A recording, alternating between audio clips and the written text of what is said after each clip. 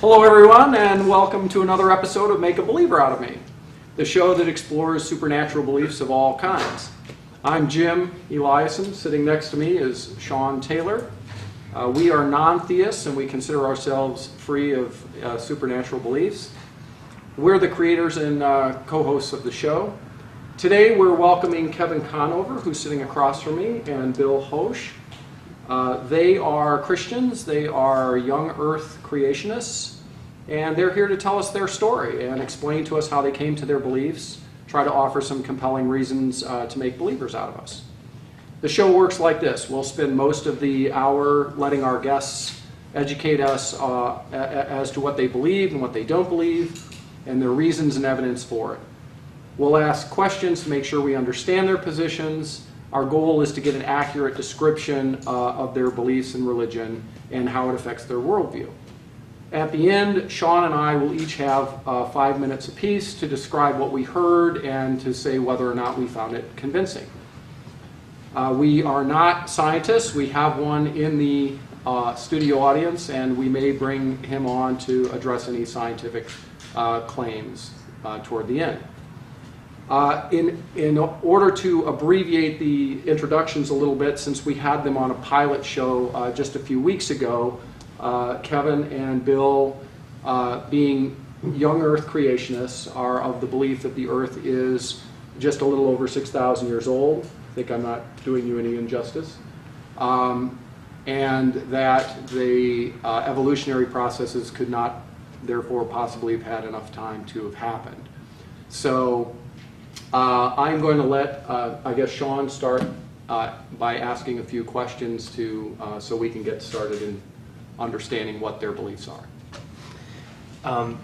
Being that we did have the pilot episode with the gentleman before, and most people probably won't get to see that, hopefully, because it was rough format, rough draft of the show. But we do want to make sure that you guys explain, just briefly, individually, how you grew up religiously, as far as your home was concerned, your parents are concerned, and what brought you to your current religious beliefs or worldview, and the reasons and evidence that brought you there. I should go first. Bill? Go ahead, Bill. Sure, yeah. I grew up in a nominal Roman Catholic home, and I can recall being junior high age with my oldest brother, who's a scientist, who said to my religious mom, if I have to choose between religion and truth, I've got to go with truth. And what he meant by that was Darwinism. He had a belly full of it, and he was a very bright, to this day, he's a very bright scientist. He's what I call the brains in the family. Anyway, that was his jumping off point for ditching any kind of theistic worldview. It was also mine. I said, forget this. This is obviously absurd. And I went off to university like any other secular kid, party animal and the rest, and went to work in the oil and gas industry following that after getting a degree in geology from University of Colorado. And those questions began to come home to roost, like what is the point of this life, and how come I'm no good at forming any relationships, and how come this and that always, and what is the point? What do you just get rich and you die? Is that what the point is in life? And I couldn't come to grips with those kind of questions, and so I was wrestling with it, and a lot of people who claimed to be Christians came into my life, and they genuinely cared about me in a way that I'd never seen before. Maybe I never noticed it before. And eventually there was one family, it was actually a young Korean family, who they showed such genuine love for me. And I couldn't understand it, and I found myself weeping being around these people. I stayed at their house for a few days. They're kind of a friend of a friend, how I stayed with them. And I said, whatever they have, I know that I don't have. And I must, if there's any truth in this, I've got to find it. I never had any interest or inkling in religion at all at that point. I wasn't interested in finding religion. That was the last thing I wanted. But I found out later on that what they had was Christ. That there is a living God. And when I asked Christ, ultimately, to make a long story short, to become my Lord and Savior, and I understood the gospel, that there is a life for me, but it means dying to self. And only then can I be free to love others. And as soon as I made that commitment, I found that freedom. Immediately. I found a freedom to genuinely care about others in a way I never did before. And it was then, after that, I came to grips with the whole creation evolution issue. And as a geologist, which of course is very big, you know, because you really get heavy doses of evolutionary teaching in geology. And for me, it required, it was a real adventure. It was exciting to see, okay, how can I redeem the data? Because I still believe in truth. I believe in the data, but I don't believe in the framework that you put the data on. So all the data fell to the ground, and I was very surprised indeed to see I could reconstruct a whole new tree to hang the data on. Sure. That worked. It was consistent, internally consistent, and so that's. I probably went on for too long, but that's all right. Kevin? Yeah, I grew up in a Christian home. Both my mother and father were Christians, and they were very convincing to me because they lived what they preached. So, you know, if you have somebody who claims to be something but then doesn't live it, well, you immediately go, that's a lie. But for my mom and dad, it was just so consistent the way they lived out what they claimed to believe in Jesus Christ and God, and that He died on the cross for your sins, and that because He loved you, you need to love others. They loved people just constantly. I mean, they'd invite people off the street into their home for dinner, and it was a regular part of my life. And I saw this consistency. Even today, my mom is 83. Every Friday night, she goes downtown, takes soup on wagons, and feeds homeless people. It's amazing. And so seeing that consistency for me, it automatically to me was true, because I just saw this consistency in what they believed with the way they lived. Now, where it became a challenge for me was in high school. I went to a public high school, Point Loma High School actually, here in San Diego, and I started running into all these people of different religions. And I had teachers, I remember very specifically my junior year in high school, I had a history teacher who was adamantly opposed to God, and I started being challenged. I started seeing all these other ideas, and it made me think, who am I to think that my idea is right when there are so many different views? I had a best friend who came over from Bosnia as a refugee, and we became very good friends, and she was Muslim. And she told me all about her Islamic beliefs, and I was at that point thinking, okay, something's got to give here, because we can't both be right. We're teaching two totally different things. And so at that point, I really began my own exploration into what is the truth. What is reality here? Like you guys have a personal relationship with reality.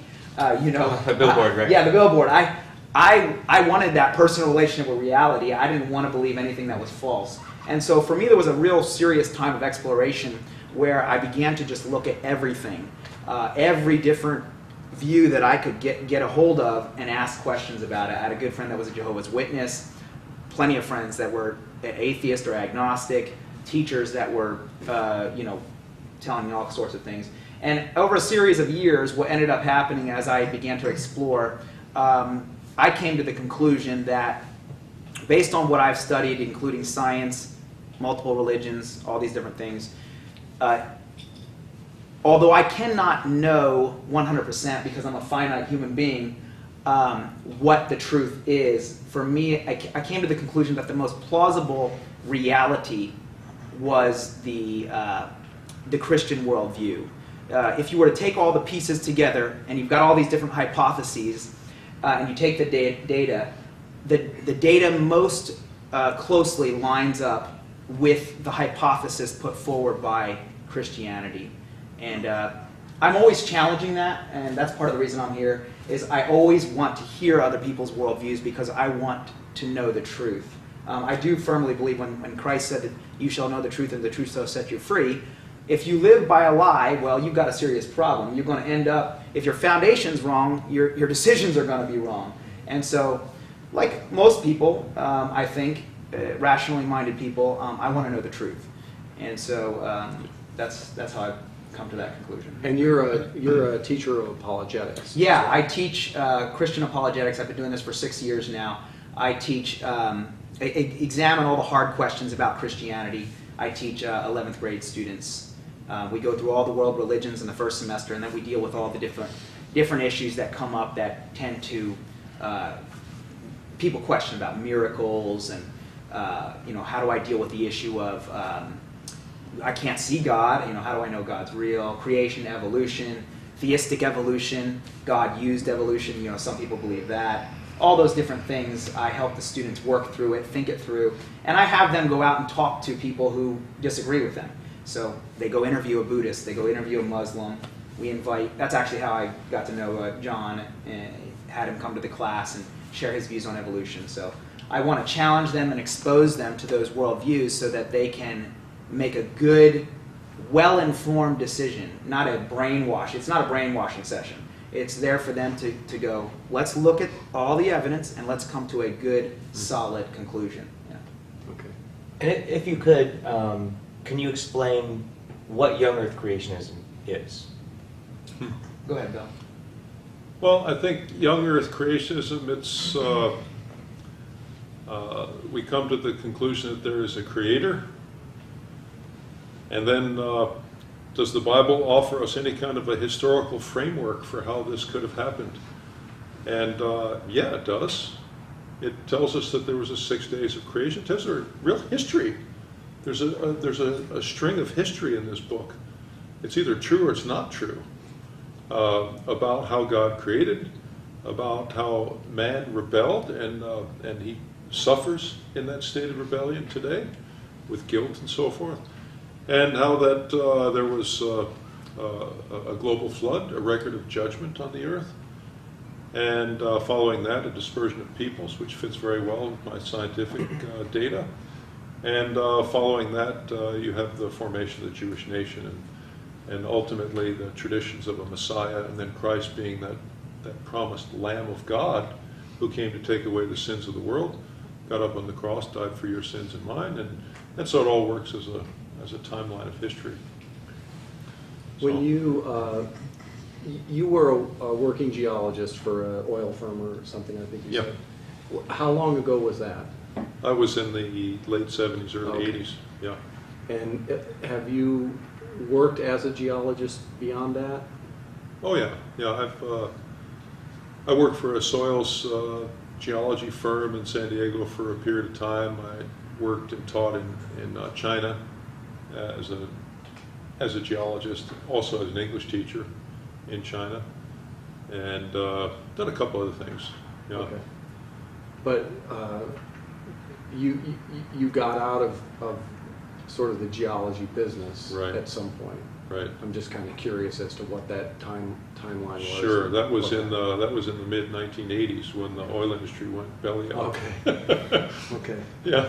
Fair And enough. it was exciting work, regardless of what your opinion is about, oil exploration. But it was exciting work for geologists to be involved in. It was a lot of fun. But we all got pink slips one day, and that was the end of the fun. I didn't feel like they were picking on me because we all got pink slips. Right. Yeah. Now, in geology, I'm curious, you said you taught geology in China? Yeah, a little bit. You believe the Earth, as a Young-Earth creationist, you believe the Earth is 6,000 years old. Oh, by the way, can you explain why 6,000, roughly 6,000 years? Yeah, I'll say basically, there are a variety of views, but generally speaking, the reason, as somebody who believes the Earth is around 6,000 years old, it's because there are specific genealogies listed in the Old Testament, in Deuteronomy, specifically chapters 5 and chapters 11. And what you do is if you extrapolate out, the genealogies are very, very specific. They actually tell when a child is born, at what age the parent is. And if you put this all together, you end up getting to later people in history, Joseph, and then on down the line, and you can then pull it backwards, and you can get that if we take those genealogies literally, you're looking at about a 4000 BC, somewhere around there. Obviously, we don't say the exact year or day or anything like that. and there could be slight discrepancies, but it's generally, obviously, Sure. it's much different than 4.6 billion years old. So, you know. Which brings me to teaching geology, because there's not much in teaching geology that's less than 6,000 years. Well, certainly that's the paradigm that most people operate within. No question about that. Right. It's not always been the case in geology. Prior to the Enlightenment, there were a lot of Sure. real serious geologists, not flakes. There were serious people who believed in, like I do, in a literal flood and a young earth and so forth. And it was a shift in philosophy, not a breakthrough in science, that caused the change. You don't think that any pieces of evidence that happened to be discovered between now and then had anything to do with the opinion that the Earth is 4.6 billion years old rather than I understand the evidence. I know what kind of evidence you're talking about. more than me? You do. Yeah. We hope. But it's impossible to use that evidence to argue for an ancient Earth, apart from making presumptions, philosophical presumptions about the past.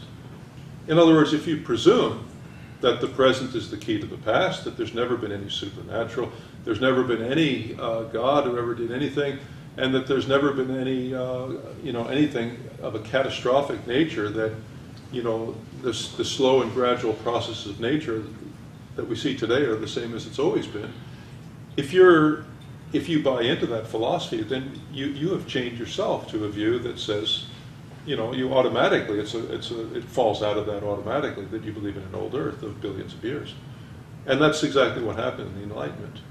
So you're saying And others brought that in. it's the belief in some sort of supernatural intervention that can get you to a different kind of paradigm for thinking about these things. Well,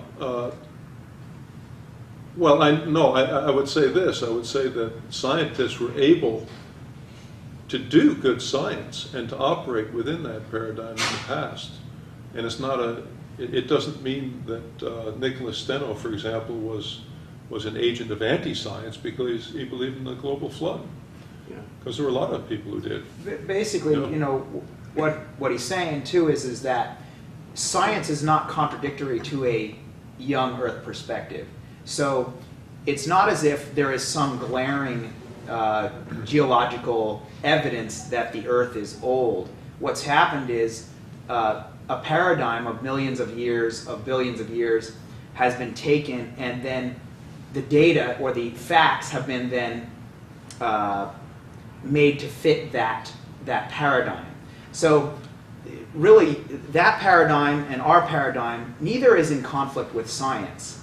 I choose the biblical paradigm because I believe that the Bible is actually written, recorded history, and I think there's plenty of evidence that that's the case. So that being the case, because the Bible does not conflict with science regarding how things are dated and this sort of thing, I believe that this position is more plausible than the position that the Earth is 3 billion, or life started 3 billion years ago, the Earth cooled down and came to 4.6 billion years ago. I believe that there is actually pretty significant issues that have to be dealt with if you have a perspective of the Earth being 4.6 billion years old, that you have some pretty big hurdles you have to figure out and deal with that you don't have to deal with if you take the biblical time frames and look at them. I suppose this would be my concern, is that there's no paradigm, there's no worldview that wants the Earth to be 4.6 billion years old. For instance, evolution requires an old Earth, but 3.5 billion years could possibly work. 5, 6, 7 billion years would make it work even easier. 4.6 is not a requirement for evolution. 4.6 billion years old was not come to through any worldview. That was come to through multiple fields of scientific evidence and discovery, through a lot of peer review and testing through multiple methods. Again, I'm not a scientist in every single field and no encyclopedia, but we do know that just about every single field of science has come to the conclusion that the evidence that we find is over 6,000 years. Now, you are a geologist. Yeah. You're not a scientist, but both of you do have a worldview that does require the evidence to fit a young Earth. Because this book does have the genealogy, does have the dates, the ages, Sure. And that says that the Earth is roughly 6,000 years old. Well, yeah, if I could just qualify that, I would say that, I look at the text here and I say to myself, is there anything in this text that is necessarily nonsense about the time scale, about the flood, about any of it? Because I cannot rejoice in something that tells me it's nonsense, right? And so I examine the data of geology. There are such a thing as isotopes. There are things, there's rocks, there's data, there's things to measure, observe, taste, touch, and feel. And I want to see, do they fit? Can they fit in this kind of worldview? Or do I have to take some mystical blind leap, which I'm not interested in doing? It turns out I don't have to do that.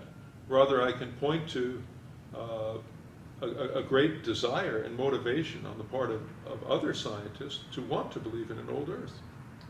Well, It's a philosophical desire. another way to maybe ask the question is, It's pleasing.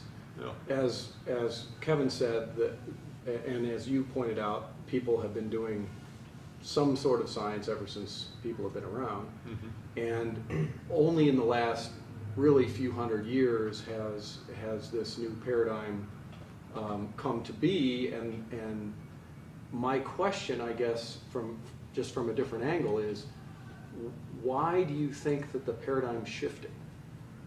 Why did it shift to this overlay that you talk about that now considers the Earth to be 4.5 billion years old and doesn't rely on the biblical text anymore? I mean,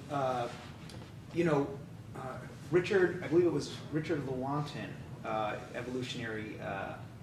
he's an evolutionary biologist. Yeah. He said specifically that he was going to follow science only to the extent that it did not permit God. Okay, he said specifically, I will not allow a divine foot in the door. That's a direct quote. And so what we see here is he has a bias. He has a position which he's saying, listen, I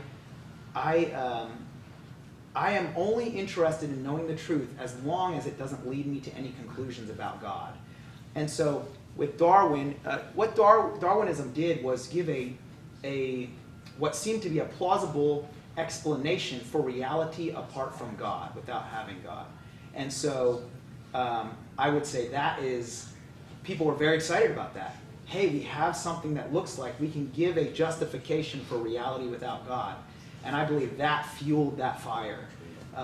And this led to all kinds of assumptions and conclusions that just began to be based upon this new foundation of evolution.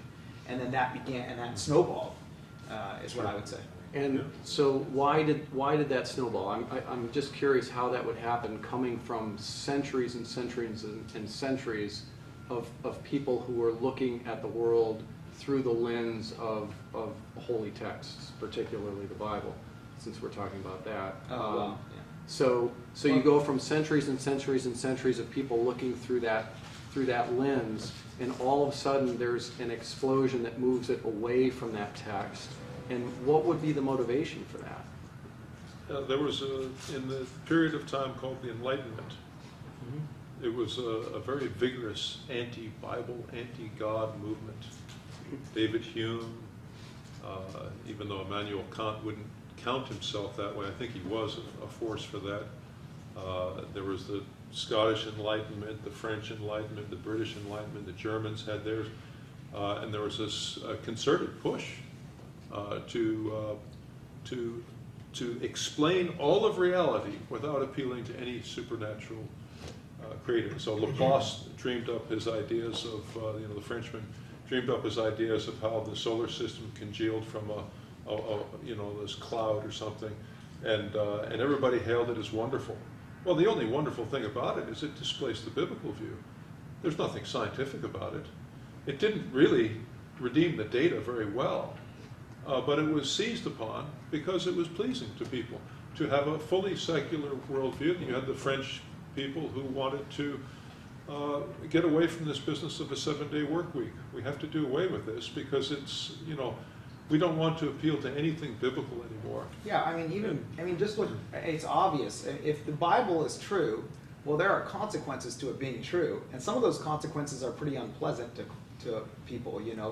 The whole sexuality, as far as don't have sex before you're married, fornicators will not inherit the kingdom of God. I mean, that's a pretty blatant statement. And so I was talking to a friend of mine a while back, and he said that he grew up as a Christian, but he said he no longer believed in God.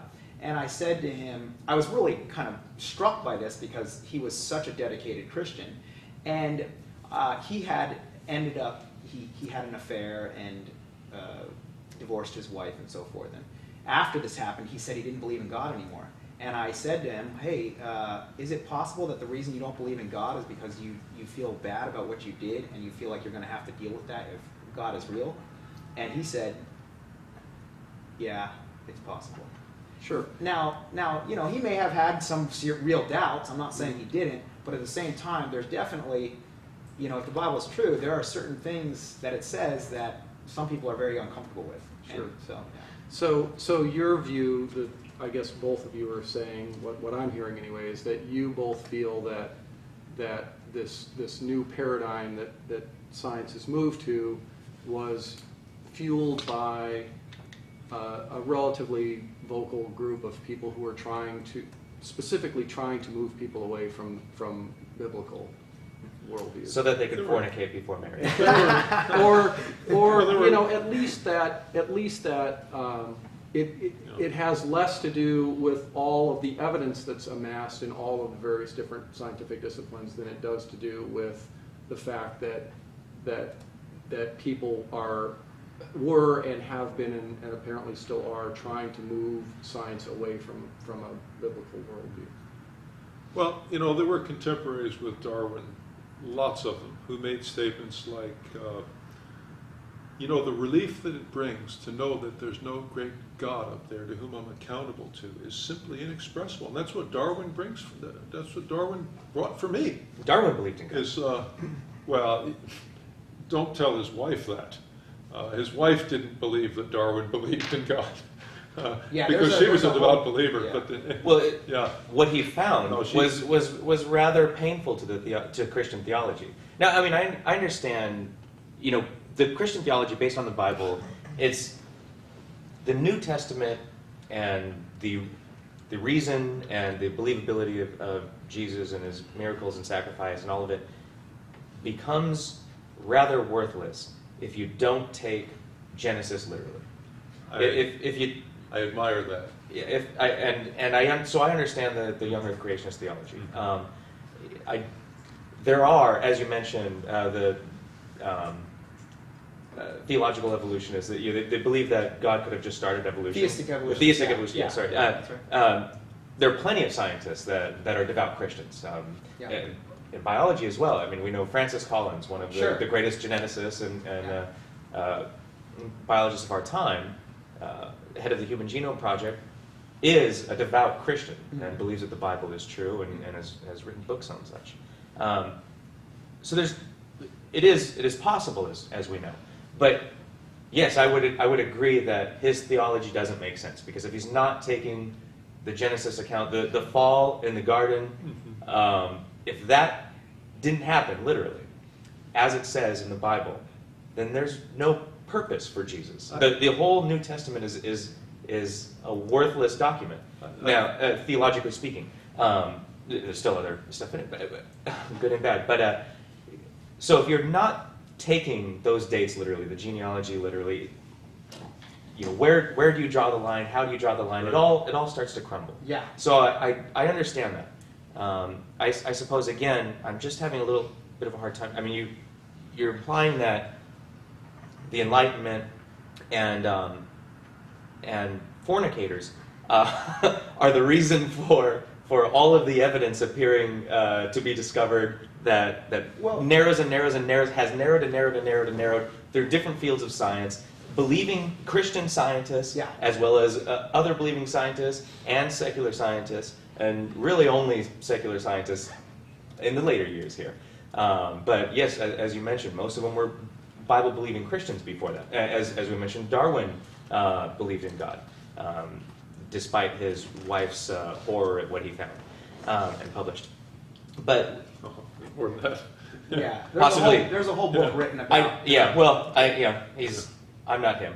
Okay. But the point is, there are believing scientists, there are non-believing scientists that have all come to the same conclusion through the evidence discovered, and they don't all seem to have the same worldview.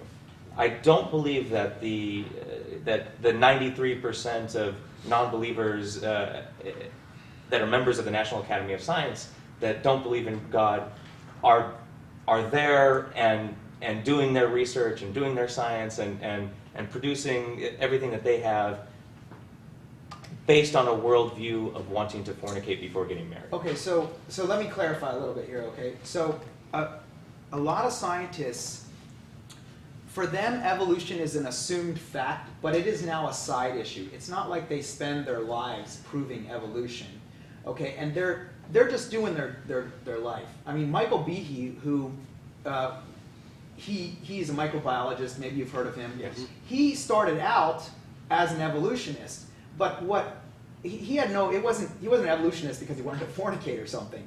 He was an evolutionist just because that was the paradigm he grew up in. It's the same thing that we say about some people in their religions. You're only your religion because that's the way you were brought up. So when you're wrapped in a paradigm, he himself said, look, when I went through high school, all I was taught was evolution. When I went to college, when I went to graduate school, that's all I was taught. And then he complained about this. He said, there are very, very good arguments against evolution, but not once was that presented to me. And so even I have to go to a geneticist because my daughter has cystic fibrosis. Well, I asked the geneticist, do you know of any good mutations? Now this is a geneticist. This is what she does.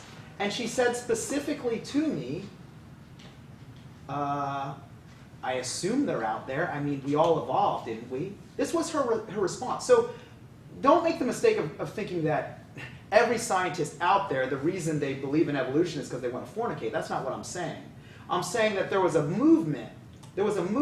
And for many people, the fact that evolution removed the necessity of God, because you have these two options, right? You've got either God made everything or everything came together by chance through natural processes. Okay, you got two options.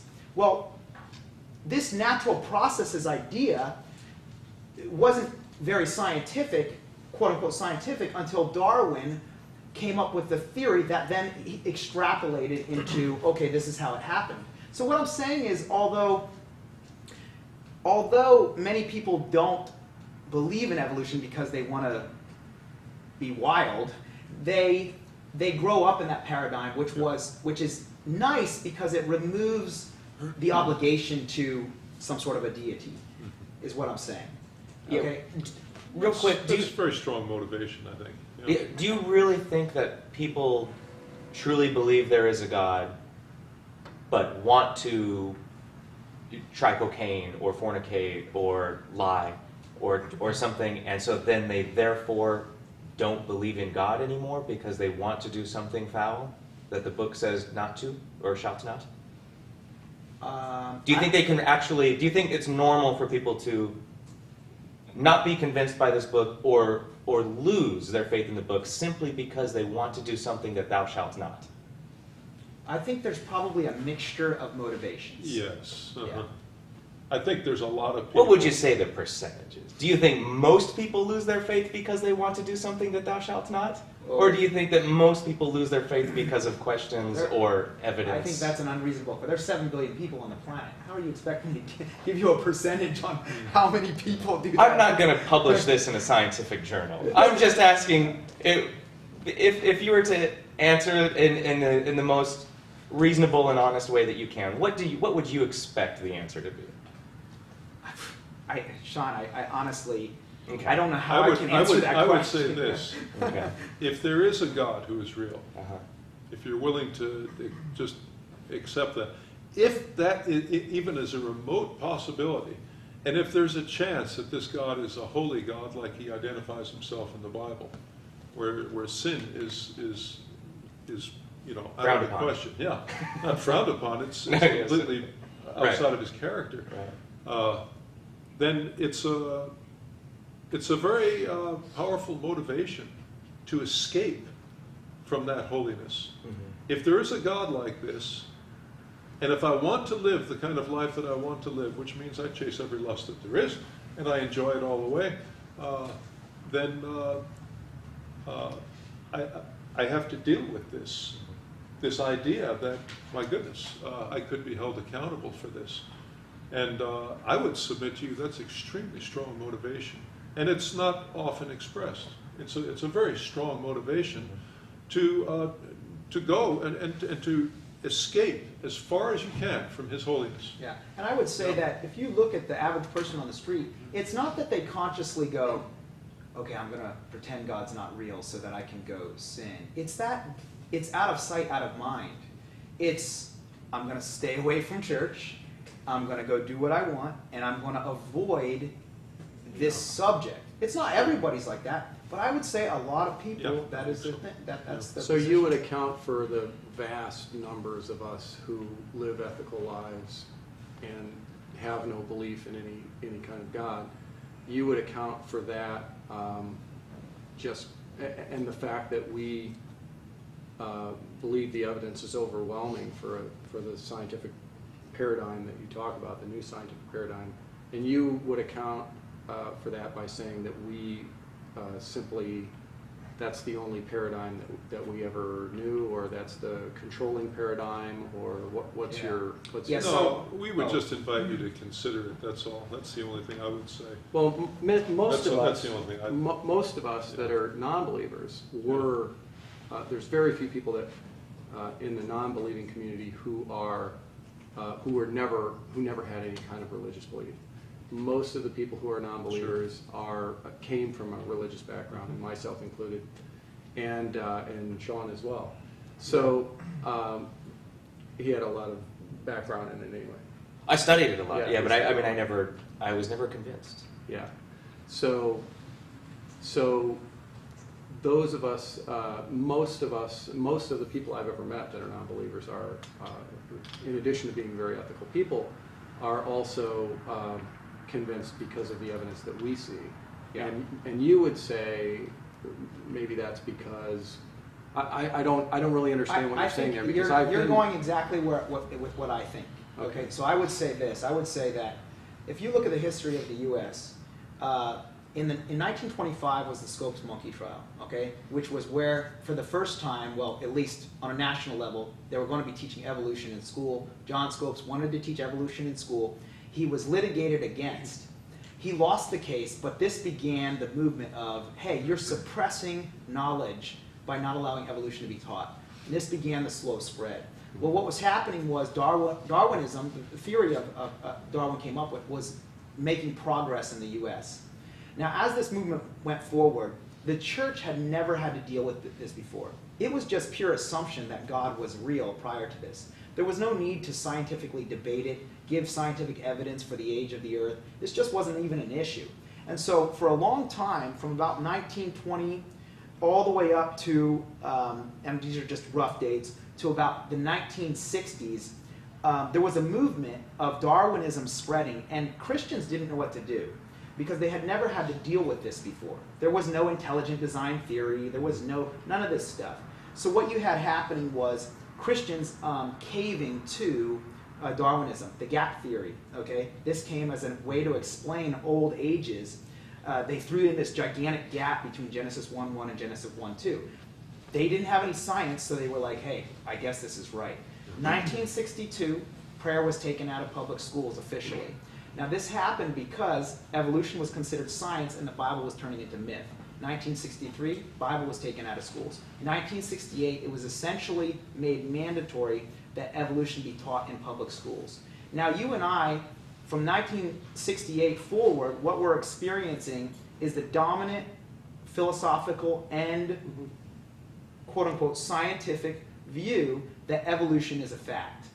Now just recently, what's begun to change is there's a tide changing where people are critically examining the claims of evolution, and finally the quote-unquote Christians and other theists have started bringing forth science that supports the theistic worldview. So what I mean by that is, just recently, even Thomas Nagel, right? He's an atheist. New York University. He's saying, okay, I don't think evolution works. You have over 2,000 scientists signing on to dissentfromdarwin.org. So, yes, what you're saying is what I think, is that you and myself, my brother, went to Valparaiso University, had a professor who was, he respected a lot, believed in evolution. My brother had not a single thing to say against evolutionary theory. He had no arguments at all. It basically was, okay, it's true. There was no scientific arguments against it. So I would say that probably Sean and you and most people that hold your position haven't had the opportunity to look at the evidence from the other side. Now, I could be wrong. I mean, I'm not... I'd like to raise a question, if I could. Both of you have said statements so far that said, I think, Sean, you said, well, there's just this overwhelming evidence from multiple strands of evidence for an old Earth. And you said the evidence is overwhelming for evolution. I would love to hear, I know you're not scientists, but well, let's fix your single strongest evidence of empirical evidence for that faith, not just this whole mountain of evidence, but a single one that convinces you that that's really the truth. Well, let's introduce our science corner that we're going to instigate with this first real show, and we'll bring on our resident scientist. We call him Beaker, and he will address some of those issues for a few minutes, and then we'll come back on and we'll... Very respectable man. Yeah. Yeah. Again, just your single strongest line of evidence. That's what I'd love to hear. With pleasure. I mean, I could talk at great length about that, in fact, but I think to boil it down to the simplest essentials, for me the most prominent thing that's really convincing is that we've seen evolution happen. If you want to talk about seeing is believing, and with religion you don't have that. I haven't seen any of the miracles described in the Bible. All I have is a very contradictory account from this book, that was written thousands of years ago, supposedly, and contains a lot of things that are very difficult to believe.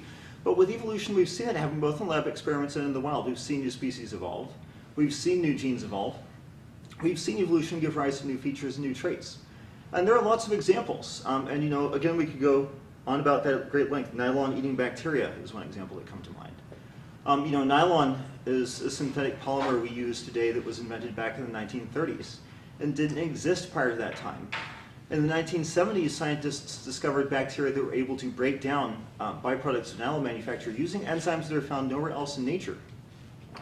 And these bacteria had evolved this ability since the 1930s. This is a very recent development, and this is using 3 genes, again, that you don't find anywhere else in nature. Another example is the Lenski experiment, and this is in the lab where E. coli, grown under controlled conditions, were able to evolve the ability to use citrate in the presence of oxygen.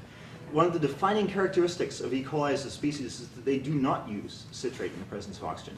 And when you analyze the genomes of these bacteria that, again, were cultured in this lab experiment, you find that they've developed this ability through evolution of a new gene, a gene that does not exist, that did not exist in the strain that was originally cultured.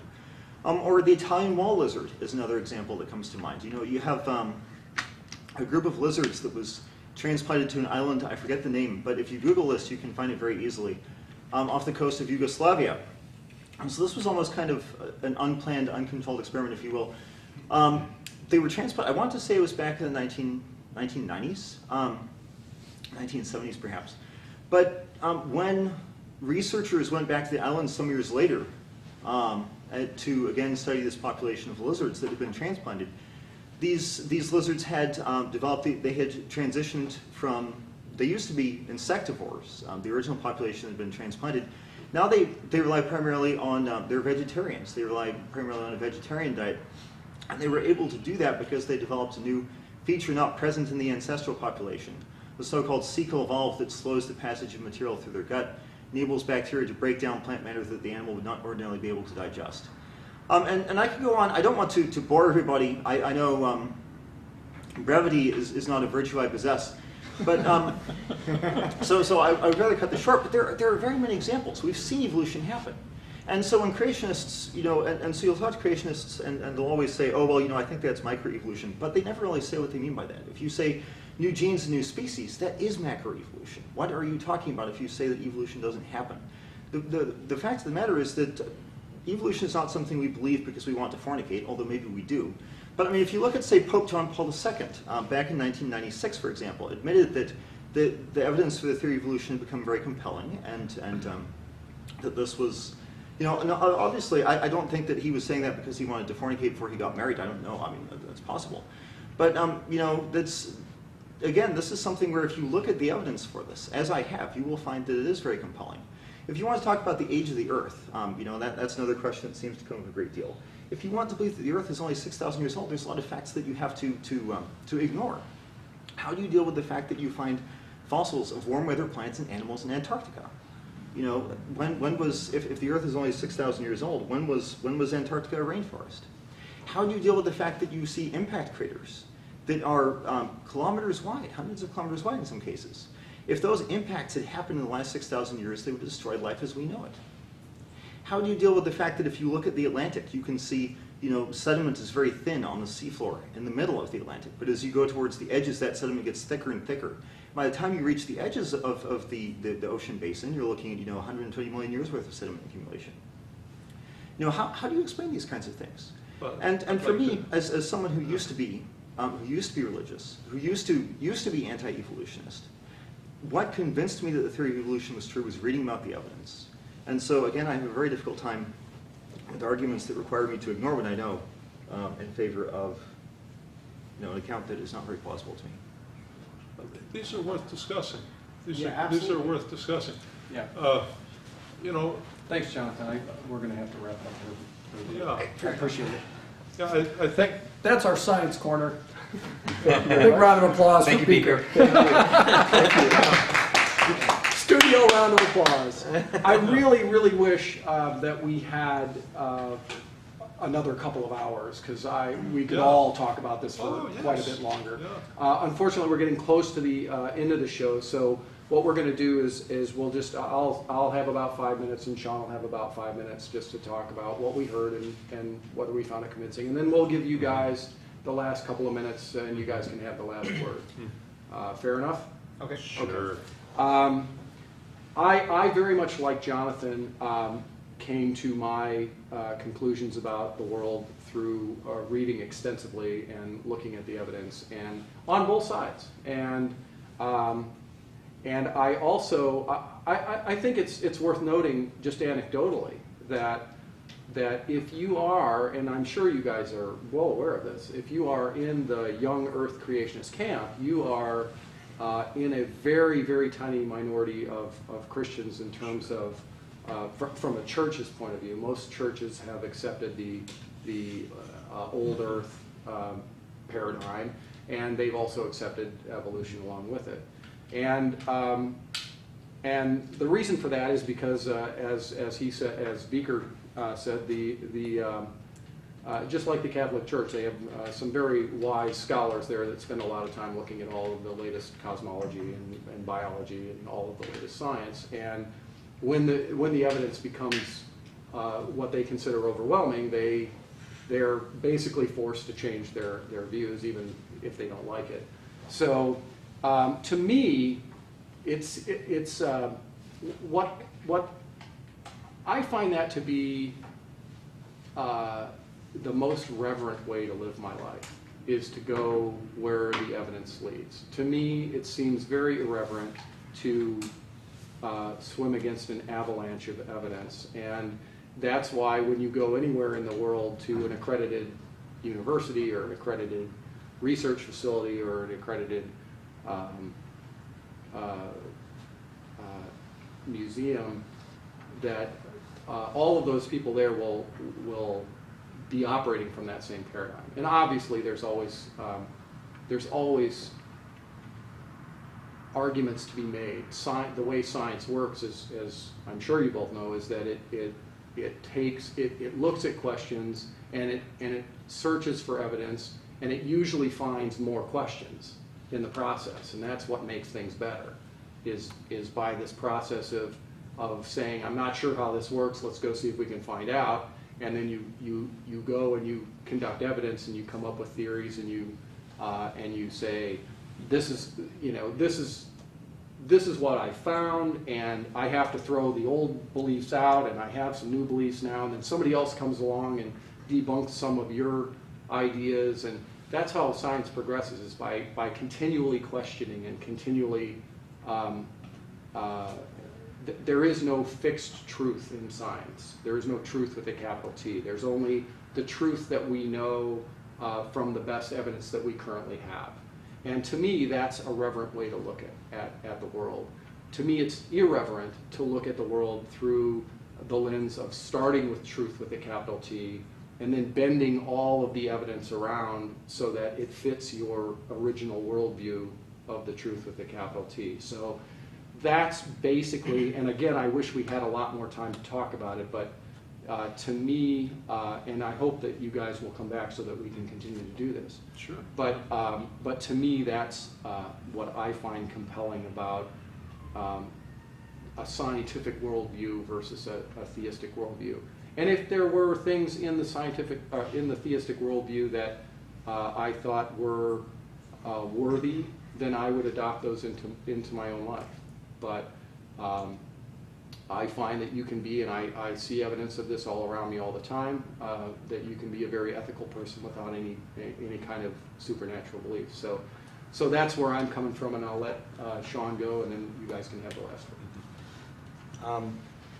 For me, I mean, a couple things were mentioned that I would like to address.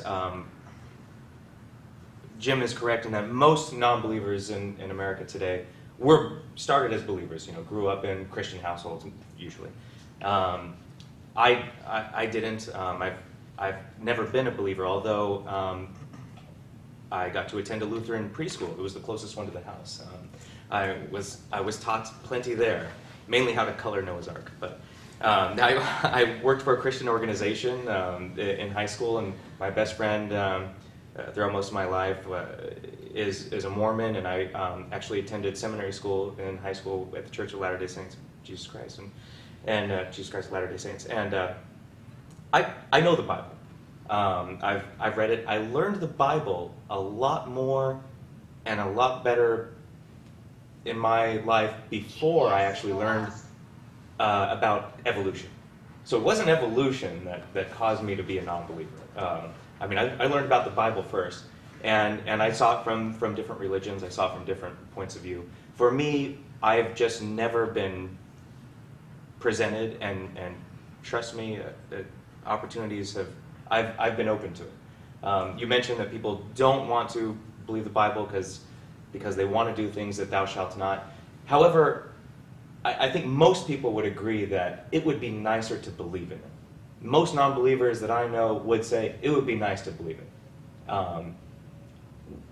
I don't like lying. I think lying is bad. I think fornicating while married is bad. I think fornicating before you're married is good. You should do that before you're married. But I think fornicating is wonderful, but I'm married. I think I should just be with her. But these whatever, there's disagreements in there. But I would like to believe it because I would like to know that this isn't all I have, that I'm going to get to do this forever.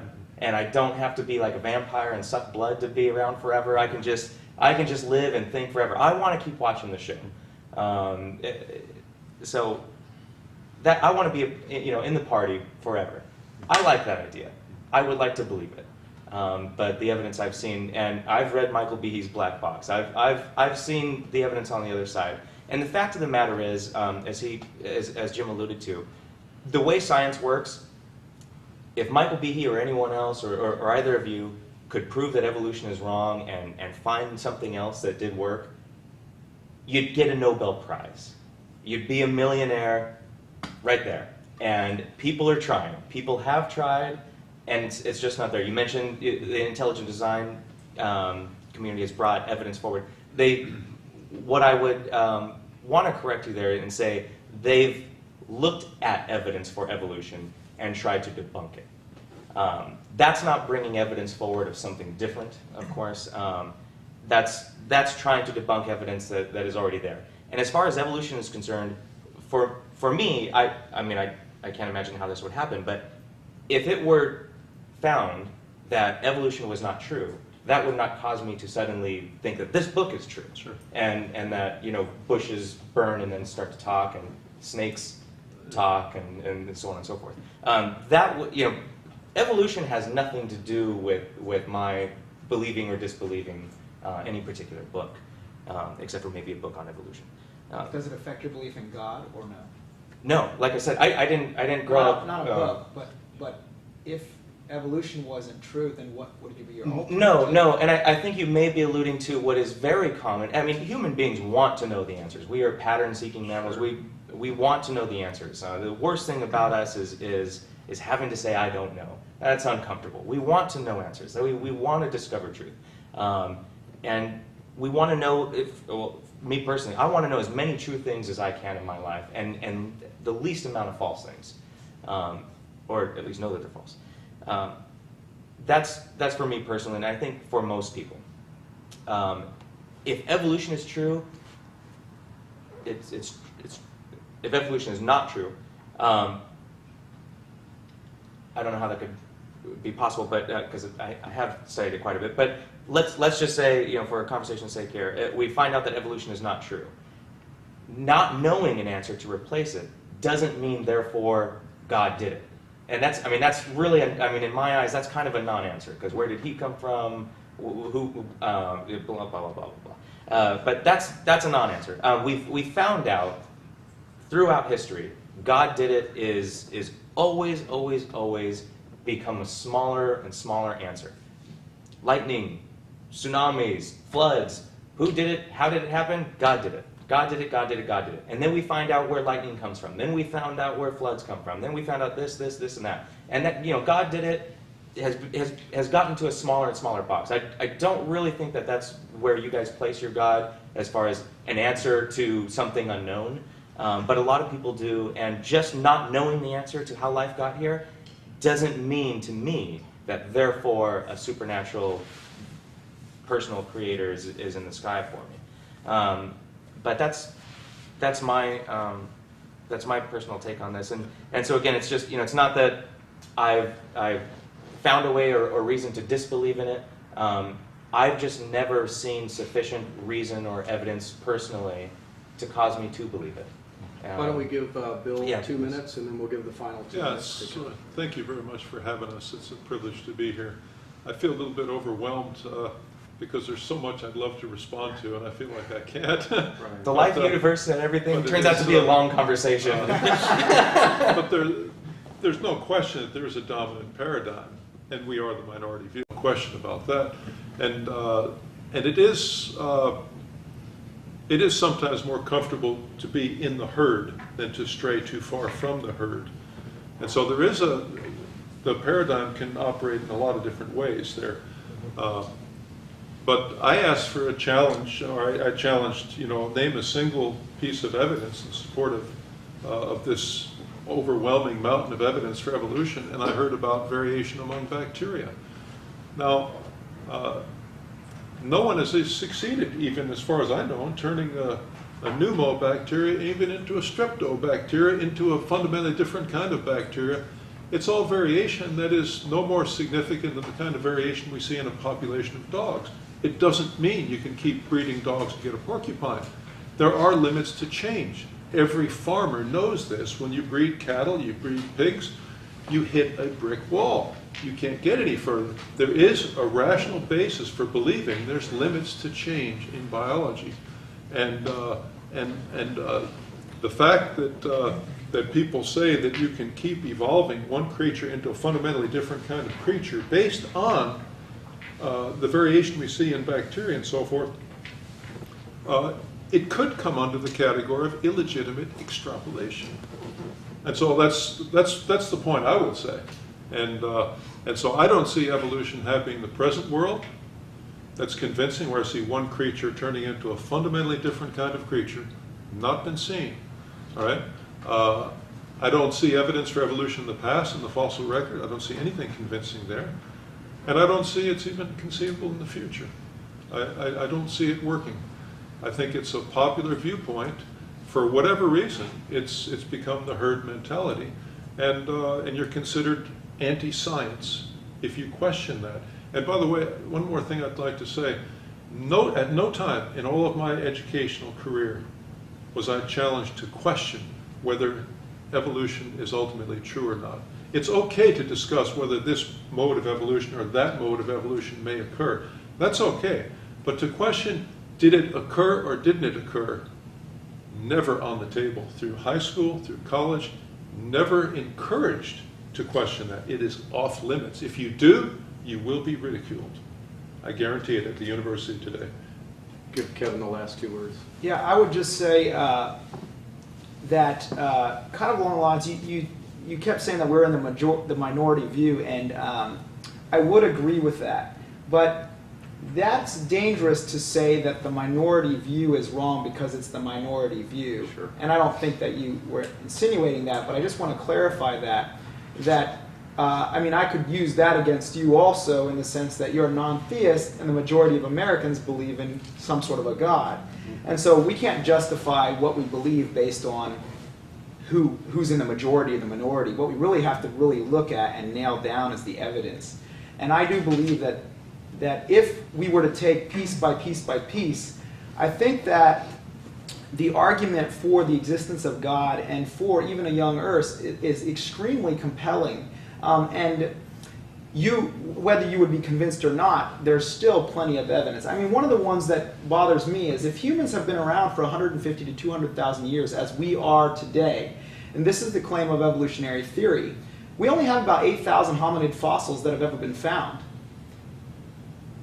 We're at 7 billion people. You know, from 1810, we had 1 billion, to today, 200 years later, we have 6 billion people. Mm-hmm. And yet evolutionists claim we've been here for 150 to 200,000 years, or even more.